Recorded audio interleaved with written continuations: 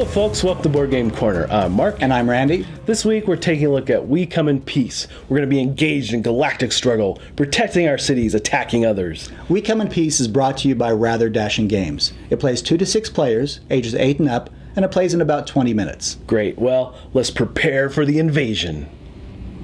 Ready your blasters and missiles, and scramble your interceptors. The alliance of 6 planets has come to an end.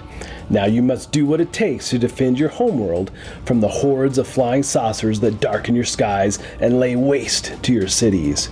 Use your defense dice wisely to combat the overwhelming odds. Your goal? Be the alien with the least damage at the end of the game to claim a victory of galactic proportions. In the game of We Come in Peace, each player will receive a planet, 12 cities, and 1 planet core. And there are several fun characters here to choose from. Cities and your core are added to the world using the green undamaged side to start. Each player also receives a sector die. The round tracker is set up for rounds 2 and 3.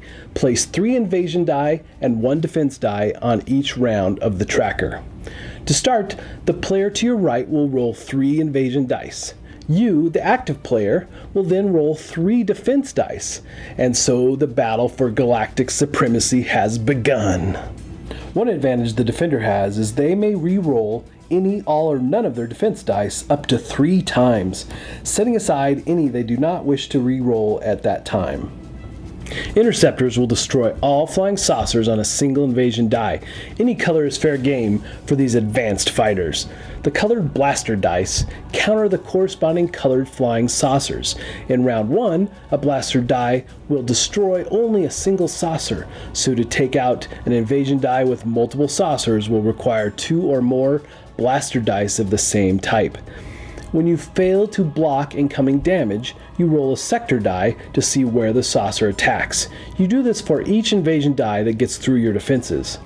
Each successful flying saucer attack will do 1 point of damage to your cities.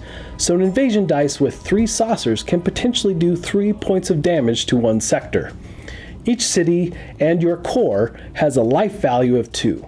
If the city or core takes a single point of damage, it is then flipped to its damaged side. If it takes 2 or more points of damage, it is removed from the planet. The remaining damage, if any, falls to the next city or core in the line, bringing you ever closer to annihilation. Now, the defense dice have some additional abilities: rebuilds and missiles. Rebuilds allow you to simply rebuild one of your cities or your planet core. Missiles allow you to unleash a powerful strike to all other planets in the solar system. You will roll a sector die to see where your missiles will hit. All other players also roll a sector die to see if they can match your roll and successfully defend your attack. If an attack is successfully defended, it will grant them a free rebuild. How many points of rebuild and missile attack depends on the round you are currently in. The round tracker shows how the dice scale in each round. Round 1, you have 3 defense dice and they are worth 1 point. Round 2 and 3, these dice ramp up. Each round you will receive an additional defense die and the value of each die will increase by 1. So in round 3 you have 5 defense dice and your blasters, missiles, and rebuilds are all worth 3 points each. Now, beware! The invasion dice ramp up as well. Well, of course they do, giving the attacker an additional 3 dice per round. So in round 3, there will be a total of 9 invasion dice rolled against your world. At the end of the round 3, your world will most likely be, well, in ruins. Points are scored. All cities that are in the green are worth 2 points. Red cities are worth 1. Cores are worth 5 points, while a damaged core is only worth 1. The player with the most points wins. Now, for a limited time, Rather Dashing is offering this special promo. It's a new planet core. This one has a special ability attached to it. When hit for the first time, you auto-fire missiles at all planets. It's the same rules as when you roll a missile die. The promo does make us wish all planet cores had a special ability. Perhaps something in a future expansion. And besides, who doesn't like more mass destruction? Alright, what do we think of this game? You know, this game, I would say, is pretty right on perfect for non-gamers. It's super Yeah. to engage anyone in this game. The dice chucking, you know, and I like dice chuckers, obviously. You might not know that about him. More dice, the better the game. The really cool thing about this game too is the dice itself, the alien dice and the defense dice are really, they're large. They're big, and chunky dice. Yeah, They're great tactile sensation there, right? So I really like that. I like the whimsical nature of the artwork and the characters on each. Really engaging at those larger player counts. So I would say really best played at 5 or 6. I would agree with that. We played 5 last night. Yeah, we played 5. Yeah, and I would agree with 3 players. You don't necessarily have the trade-off between taking damage and distributing damage. When you can distribute damage, you say, okay, there's 5 other players I can do dastardly things to. Right. That's might make it worth you taking damage in the game rather than trying to deflect it. Yeah, exactly. And I really like that give and take, right? That decision making. Well, I could hang on to these missiles and hit everybody, and especially in the later rounds when it becomes amazing. Because like round 2 and 3, everything ramps up, and I love that ramp up nature. Yeah. And just in a group setting of that size, it's amazing that a 6-player game becomes so engaging. Usually 6-player games is typically a lot of downtime, right? Yeah, there's not. So everybody's engaged with what people are rolling and if missiles are flying or whatever. So those things really bring this game up to the top for me. It's really well done. Yeah. But on those lower player counts, I probably wouldn't pull it out for a 3-player game.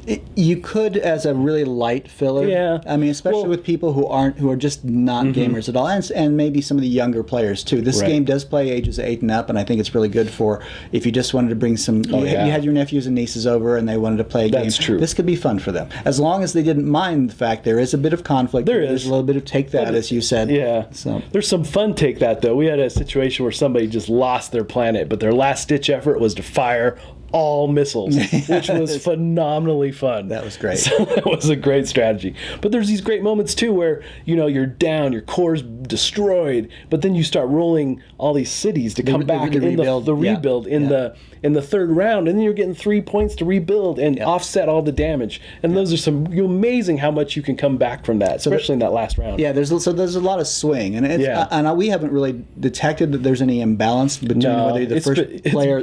We've had multiple people around the table at different times. Exactly, so. but I'm going to be watching for this to see if there's any sort of benefit to be the last player who plays, because it gives yourself a chance to rebuild. Where if you're the first player, the rebuild dice don't value as much. But so far, we haven't seen any imbalance. Well, and that's why throughout you just switch first and last player all around the table. But you're right; it's a very light game, and the theme is there, but it's not super strong. And I'm a big theme guy, but you do get cities are being destroyed, and you're blowing stuff up. But this could be taking electrons off a molecule or something like that. Definitely. So the theme is there, but it's not super strong.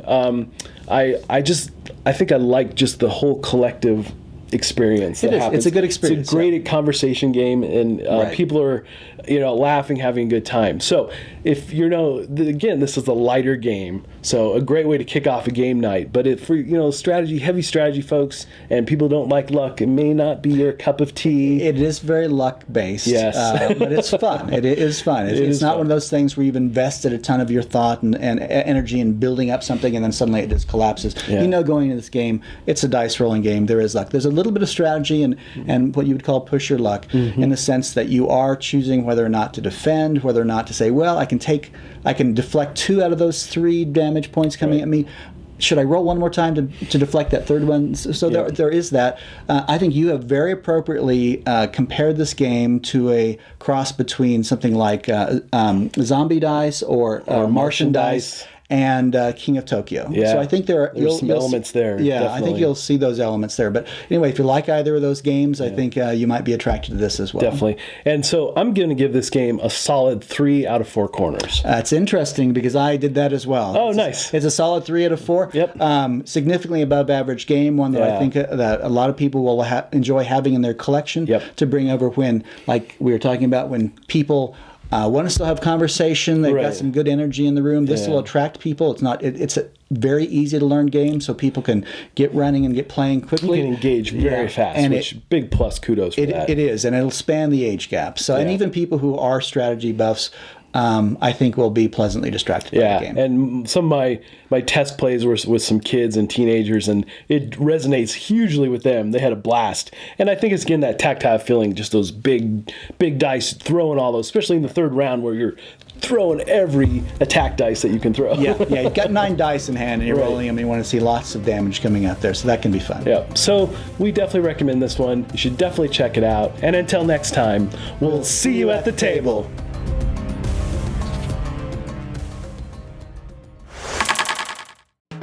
Thanks so much for watching the Dice Tower videos. Find more great videos and reviews, as well as our top-rated audio podcast at Dicetower.com. You can also find other great shows at Dicetowernetwork.com. I'm Eric Summerer, and you've been watching The Dice Tower.